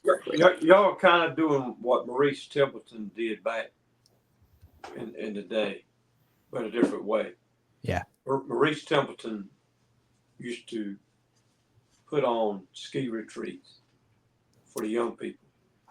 Gospel music, fans, singers. And that was, sort of what you're doing is what we did in the evening. Everybody's gathered around and they're telling stories, and they're, and the young people were able to interact with the artists, and their dreams is to be an artist, as well. Yeah. And so you're kind of doing a different way, but Maurice had that same passion for the young people and the future of Southern gospel music. Wow. Oh, I didn't know about that. That's cool. Yeah. I'd heard a little bit about a fan retreat way, back in the day, and I didn't know fully about it until you said that. Yeah, that's so cool. Yep. Aaron, I don't want to leave you out. Is there anything you want to add? I really can't add anything more than what y'all have already said. This whole idea, and I don't think it's coincidence, I think it's God's timing, but for it to come along right after the pandemic we came out of, where even at the reduced capacity convention fall festival event, there were so many young people there. And I thought that maybe it was just because there was so many families that had to be, together because you couldn't go many places. So you'd have grandparents staying with their kids and their grandkids or whatever. And I'm sure that a lot of them played this music for them because that's what they liked. And Gerald Wolf's made the statement a lot, and I've repeated it on here. If you expose them to good gospel music, they will appreciate it. I mean, case in point, with you guys, the stuff that your dad has played for you over the years, and the Gospel Brothers and stuff like that. And so I'm sitting there in QC 2020 thinking, well, hopefully this lasts. And it did, because the next year, those same young people were there and more. And so in God's providence for this idea to come to fruition at such a time as this, striking while the iron's hot and building this community for the future, is just really, really cool to have witnessed it from the audience for each episode, and now getting to be an active part of it. It's been really, really cool. So I'm honored to be part of it. And like I said, I don't think I could state the mission any better than the rest of them already have, but it's cool to be part of it. Well, we thank you so much for being a part of it. And thank y'all for that question. That means a lot for us to get to talk. And y'all, this is going to be new to us, but we are going to be at NQC, booth 604, Greenbrier Ballroom. This is going to be new for Avery and Evan and Riley and me, because we're fans. And so we're used to doing a whole lot of walking around. And of course we are going to dedicate to make sure that we have time together at the table. I'm going to do like tribute where they have their whiteboard that has the times we're going to be there. Yeah. We will carve out times, and then some of us will be there at odd times too, but we'll carve out times to try to all be there. And we want to meet you guys. Please come by and see us, and we'll try to have some goodies. And who knows, we may get you on camera a little bit here or there for things to use later. So y'all come by and see us. We're running a smidge long. I don't want to get too late into y'all's night. I know Riley needs to go to bed, and I'm tired too. But you know, is there any from the panel? Are there any questions that we need to hit that y'all haven't asked that you want to throw in there? I have one. It's kind of short. Okay, So great. one that I normally ask, and it totally slipped my mind till now. Okay. So I know the twins are still in high school. David's in college. If you didn't sing for your career, what would your career be?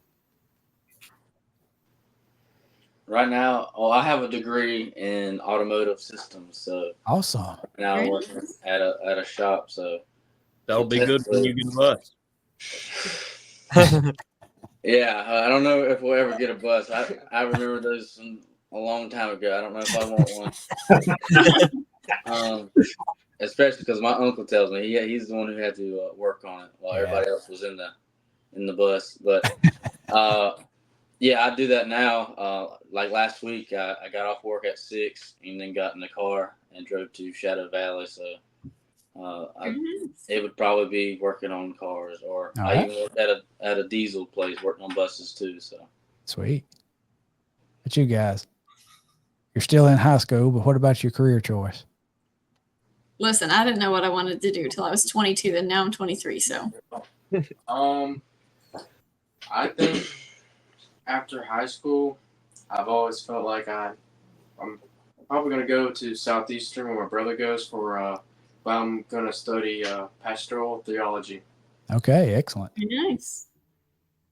Amen. And I don't really know what I want to do, but I just know something like full-time ministry. So okay, perfect. Along that line. Fantastic. And I've got one little thing to do that almost slipped my mind, but again, our producer Jason, who helps make this show go, he and I do some interviewing, but we hadn't in a while, and it's my fault. So I like to let him come in real quick, if you don't mind. And y'all met him before we got started. But Jason, you got a question in your pocket you might want to ask anybody on the panel? Whoop. Now. Yeah, real quick. Thanks for unmuting me, Scott. Yeah. Real quick, just for the brothers, what would you say? Obviously, you guys travel as a family. What would you say would be the most challenging, traveling as a family or traveling with a group that is made up of non-family members? I don't know. It's probably easier to travel as family. I don't think I would ever want to be with anybody else than my family. So that's probably the easiest, but it's not easy at times, especially if you only have a rental van. You can't move so much. Can't get away. No, you can't get away. You can't get in a bunk. But I think I would rather travel with my family than anything else. There's a point of that too, and it was really funny. There was a part in my banking career where my wife and I worked at the same bank for a while, and that was cool and a blessing because I love her to death and I love seeing her all the time. But you know, if there was any intense moments of Christian fellowship, you had it at work and you had it at home. You know what I'm saying? So, you know, if traveling together as a family, you know, you kind of have to just kind of work that out, because whatever happens on the road comes home, and whatever happens at home goes on the road, right? It's good stuff. Good question, Jason. So I had one more, actually, if we can throw it in. Go ahead. Yeah, go ahead real quick. This is for Brother McCray.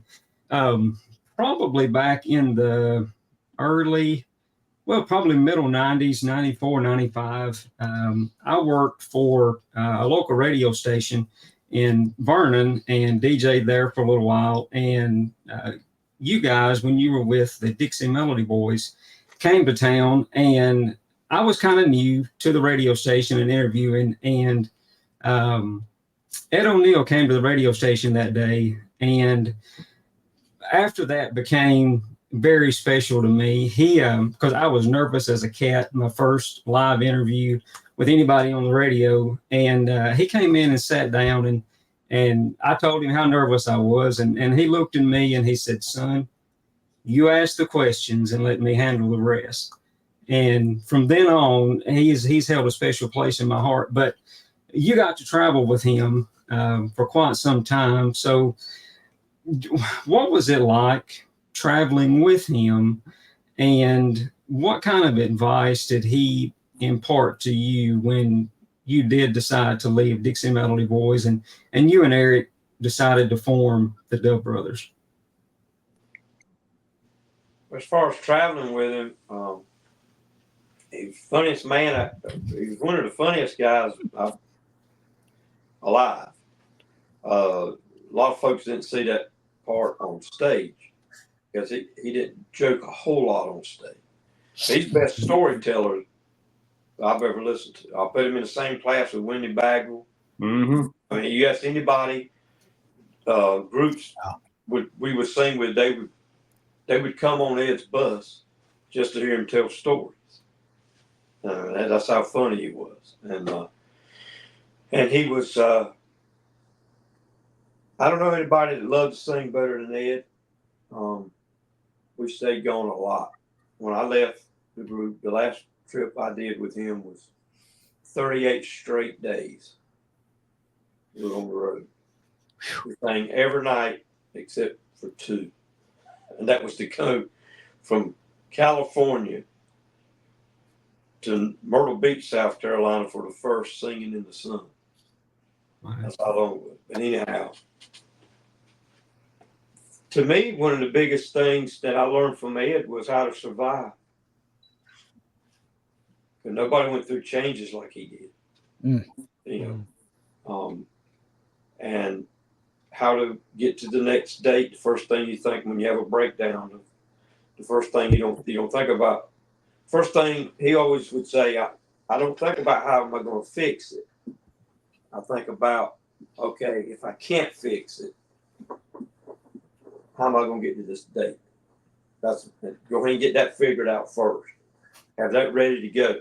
Go ahead and get someone get on, find the phone book, find the rental place, get that down. Now let's try to fix it. But if we got to get to the date, because if we don't get to the date, it's going to be hard to fix what just broke. It was just that kind of thing. But he was a survivor. I mean, I've seen we go through changes. It was amazing. We still had the same sound.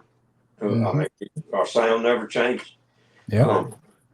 From the first baritone to Rodney Griffin, to different one. I mean, the sound was still there. Even to me, even when I left, the program might have been different, and the energy may not have been as high with me and Larry DeLauder had together with it. But that Dixie Melody Boys sound was still there. Right.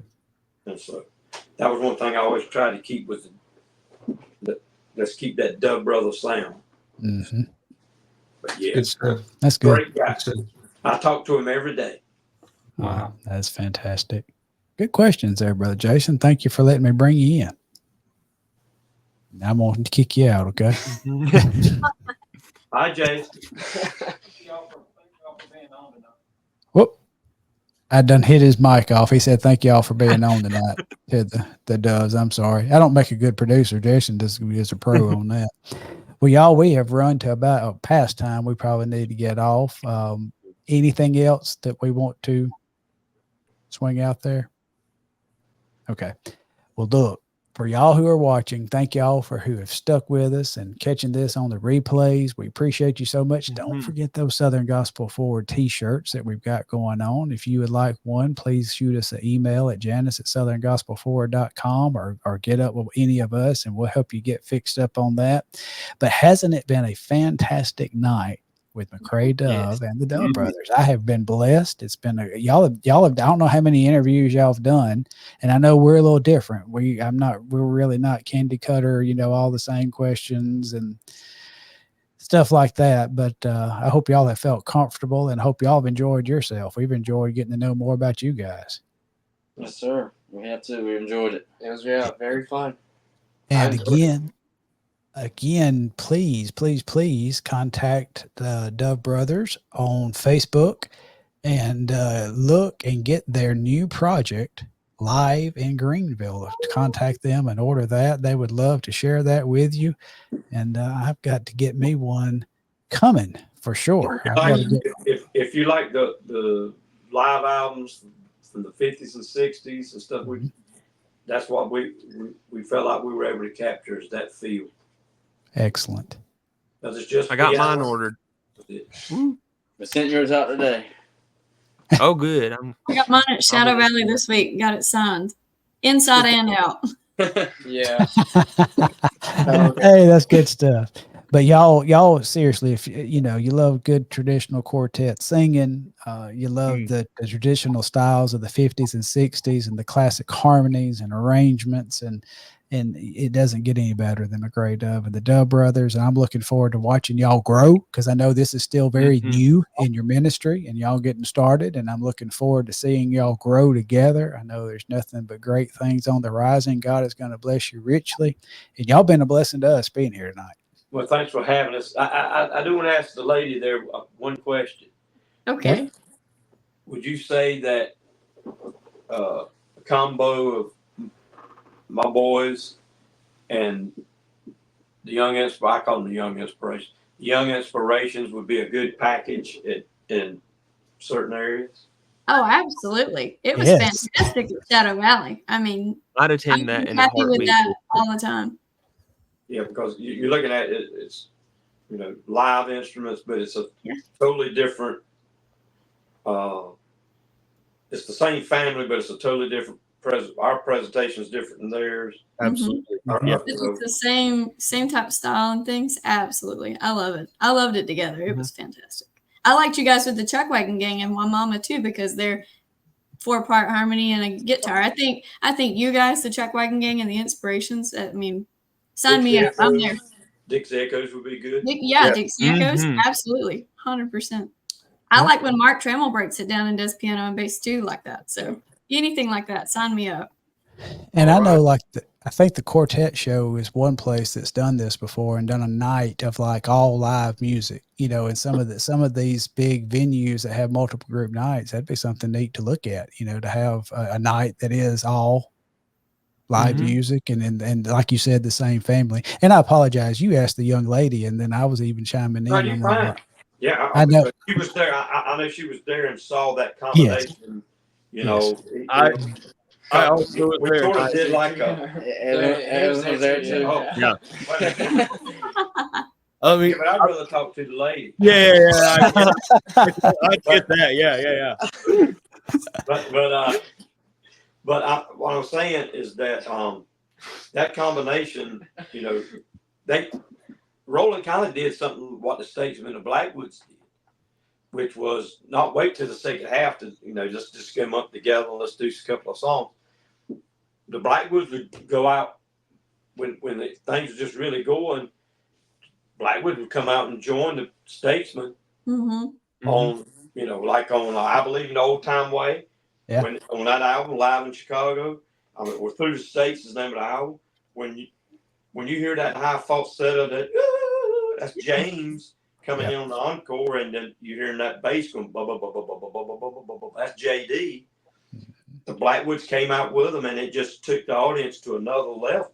Oh yeah. And the Statesman would do, and that's the Statesman, like on the Old Country Church. They come out, Chief grabs the line, "Oh, I'm redeemed." So that, they didn't wait to say, okay, on the second half we're going to get together and we're going to come. No, they just joined in with them and took it to another level. I know this wasn't live, but one of my favorite albums to listen to is the Statesmen and the Chuck Wagon Gang together, and you can just hear the blend of all of them together. I love that kind of stuff, so I'm with you on that. Yeah, absolutely, good stuff. I'd love to see it. Well, y'all, let's go ahead and gather the wagons in a circle. And to our watchers, thank you so much. Y'all have been a blessing to us. You've hung in tonight, as you usually do. Episode 24, second next to the last, right? 24 coming up in about 2 weeks, actually in 2 weeks, exact. And we are going to welcome back to the program another family, and that is the Hayes family. Hey, it's a family with twins, too. Yeah, absolutely. Back-to-back twins. We had Connor and Bailey and Kennedy on for a very brief time, if y'all remember early on when we started this, but they had somewhere they had to be quick. Technology was terrible that night. We got kicked off. It just didn't go good. So we're going to have them on. And so, yeah, mark your calendars. The 29th of this month, we'll do this thing again with the Hayes family, Connor, Bailey, and Kennedy. And we are looking forward to that. Thank you so much, Pastor McCray and Dub Brothers. We thank y'all so much for being with us. And we can catch y'all off the air in just a second. But to our watchers, we thank you so much for joining us. Your support means the world to us, and we can't wait to see you next time. But until then, we'll see you later.